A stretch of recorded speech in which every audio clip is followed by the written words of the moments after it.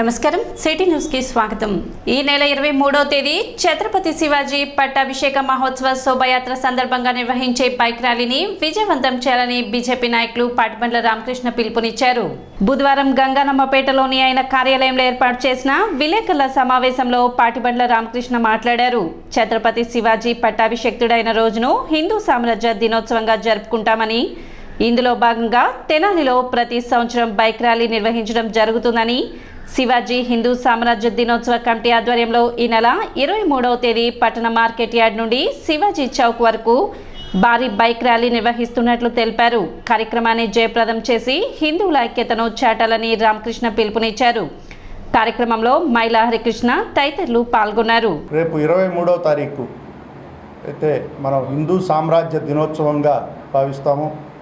శ్రీ ఛత్రపతి శివాజీ గారు చక్రవర్తిగా పట్టాభిషిక్తుడైన ఆ తిథి ప్రకారం మనందరం కూడా హిందూ సామ్రాజ్య దినోత్సవంగా ఘనంగా జరుపుకుంటా ఉన్నాం।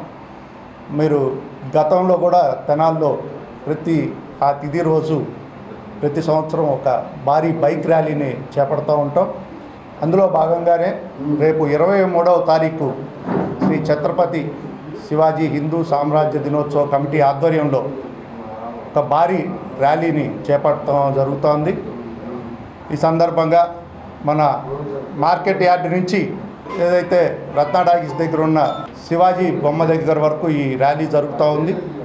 యావత్ మంది హిందువులు కూడా ఈ కార్యక్రమంలో పాల్గొని హిందువుల యొక్క ఐక్యతను, హిందువుల యొక్క శక్తి ప్రదర్శనలాగా దీన్ని చేయాలని, ప్రతి హిందువు ఇంటి నుంచి ఒకళ్ళు తప్పనిసరిగా ఈ కార్యక్రమంలో పాల్గొనాలని ఈ కార్యక్రమం ఏర్పాటు చేసిన కమిటీ సభ్యులందరికీ కూడా అభినందన। ఈ నెల 23వ తారీఖున జరిగే శ్రీ ఛత్రపతి శివాజీ మహారాజ్ యొక్క పట్టాభిషేక శోభాయాత్ర బైక్ ర్యాలీని విజయవంతం చేయాలని చెప్పి ఈరోజు బీజేపీ రాష్ట్ర అధికార ప్రతినిధి పాటిబండ్ల రామకృష్ణ గారి కార్యాలయం వద్ద బీజేపీ ఆధ్వర్యంలో ఈ యొక్క కరపత్రాన్ని ఆవిష్కరించడం జరిగింది।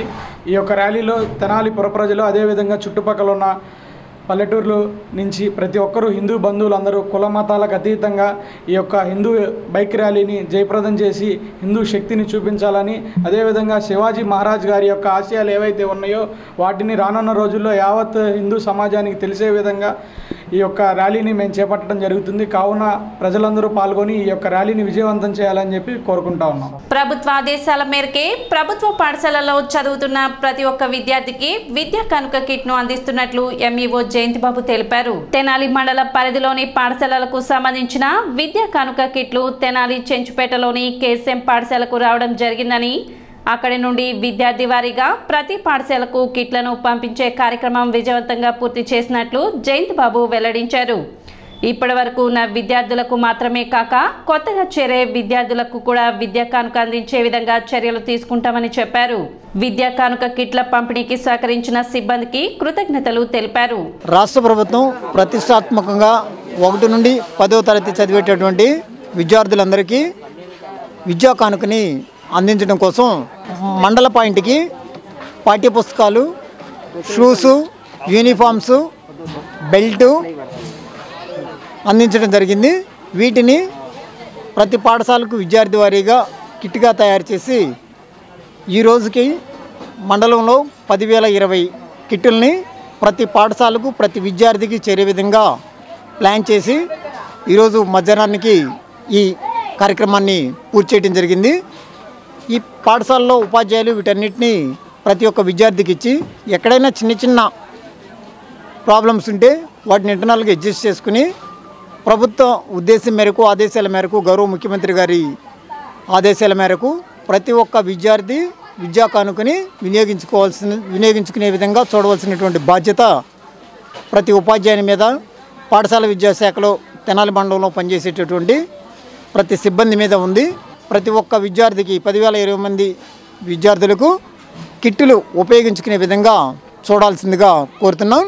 అదేవిధంగా ఎవరైనా నూతనంగా పాఠశాలలో ఈ 10,000 విద్యార్థులకు అదనంగా ఎవరైనా పాఠశాలలో జాయిన్ అయితే వారందరికీ కూడా ఎంతమంది విద్యార్థులు జాయిన్ అయితే అంతమందికి పాఠశాలలో జాయిన్ అయిన ప్రతి విద్యార్థికి కిట్ ఇవ్వడానికి ప్రభుత్వం సిద్ధంగా ఉంది. చంద్రబాబు నాయుడు కేబినెట్ లో దళిత మహిళైన వంగలపూడి అనితకు హోంశాఖ మంత్రి కేటాయించడం అభినందనీయమని ఎంఆర్పీఎస్ రాష్ట్ర నాయకులు ఉన్నం ధర్మారావు మాదిగా, తెలుగుదేశం పార్టీ సీనియర్ నాయకులు ఉన్నం రాంబాబు పేర్కొన్నారు.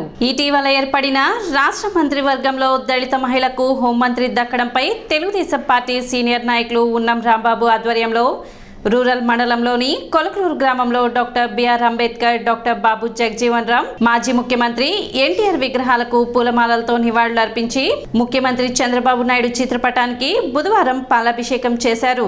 ఈ సందర్భంగా ఉన్నం ధర్మారావు మాదిగా మాట్లాడుతూ, గత ప్రభుత్వంలో ఎన్నో ఇబ్బందులకు గురి చేసిన అనితకు హోంమంత్రి ఇవ్వడం చంద్రబాబుకు దళితులపై ఉన్న ప్రేమగా భావిస్తున్నామని, తెలుగుదేశం పార్టీ రాష్ట్ర మహిళా అధ్యక్షురాలుగా తెలుగుదేశం పార్టీ అధికారంలోకి రావడానికి ఎంతో కృషి చేశారని, ఇలాంటి పదవులు దళితులకు కల్పించడం చంద్రబాబు నాయుడుకు కొత్తేమీ కాదని, గతంలో బాలయోగికి స్పీకర్ స్థానం కల్పించాడని ఆయనకు కృతజ్ఞతలు తెలియజేస్తున్నామని చెప్పారు.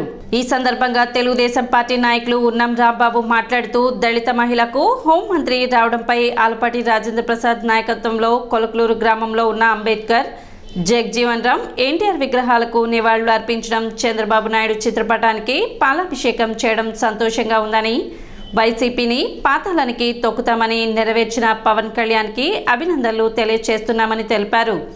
మంత్రివర్గంలో ఎస్సీ, ఎస్టీ, బీసీ మైనార్టీలకు ప్రముఖ స్థానం కల్పించారని, దళితులకు అండగా ఉండే పార్టీ తెలుగుదేశం పార్టీ అని అన్నారు. హోంశాఖ మార్చులు వనిత గారు, వంగలపూడి వనిత గారు హోంశాఖ ప్రమాణ స్వీకారం చేసి వాలంటీర్లు మళ్ళీ పెడుతున్నాం.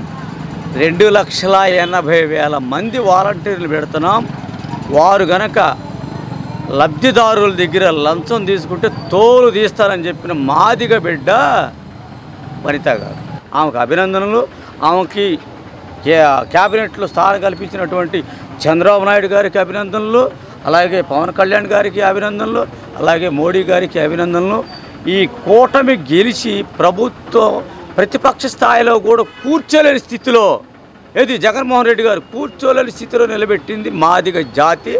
తెలుగుదేశం, జనసేన, బీజేపీ అండ్ ఎంఆర్పిఎస్ కృషి. కార్యక్రమంలో ఉన్నం చిన్నజాన్, మోదుకూరి దావీద్, ఉన్నం మధు, ఉన్నం సన్నీ, ఉన్నం భార్గవి, ఉన్నం భాస్కర్రావు, ఉన్నం రాజశేఖర్, పంట ఇస్సాకు, గొరికపూడి సాల్మాన్, కొలకలూరి వెంకయ్య, సుద్దపల్లి కోటేశ్వరరావు, ఎడ్లపల్లి విక్కి తదితరులు పాల్గొన్నారు. 2000 సంవత్సరంలో మాకు ఎస్సీ వర్గీకరణ జరిగింది. ఎస్సీ వర్గీకరణలో మా మాదిగలు ఎంతోమంది ఉద్యోగస్తులు అయ్యారు.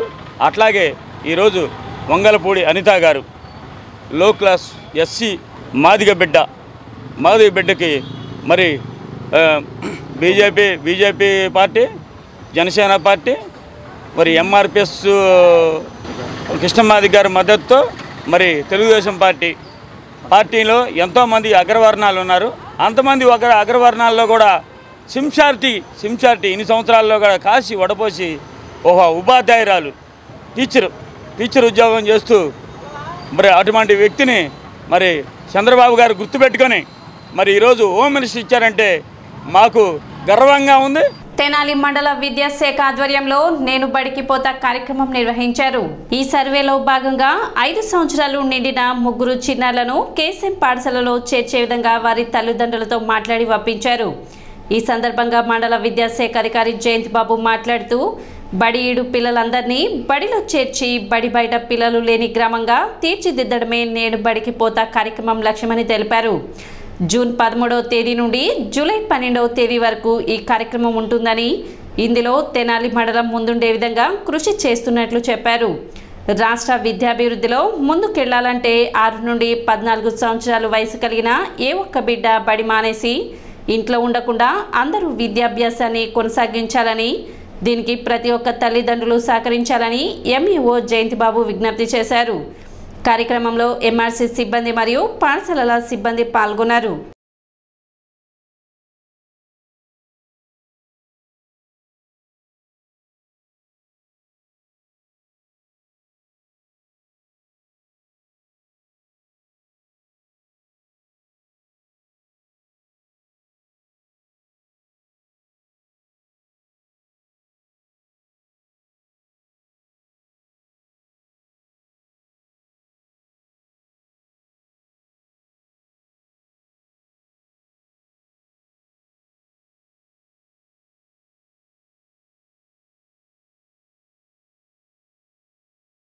ఈరోజు బడికి పోతా ప్రోగ్రాంలో భాగంగా మండల విద్యాశాఖ కార్యాలయానికి సంబంధించినటువంటి సిబ్బంది, పాఠశాల సిబ్బంది అందరూ కూడా కోనేరు వారి వీధిలో డోర్ టు డోర్ సర్వే నిర్వహించడం జరిగింది. ఈ సర్వేలో ఒక 3 పిల్లలు 5 సంవత్సరాలు పూర్తయిన వాళ్ళు ఉన్నారు. ఆ పిల్లల్ని ప్రక్కనే ఉన్న కోకంటి శివయ్య ప్రైమరీ పాఠశాలలో జాయిన్ చేసే విధంగా తల్లిదండ్రులతో మాట్లాడటం జరిగింది.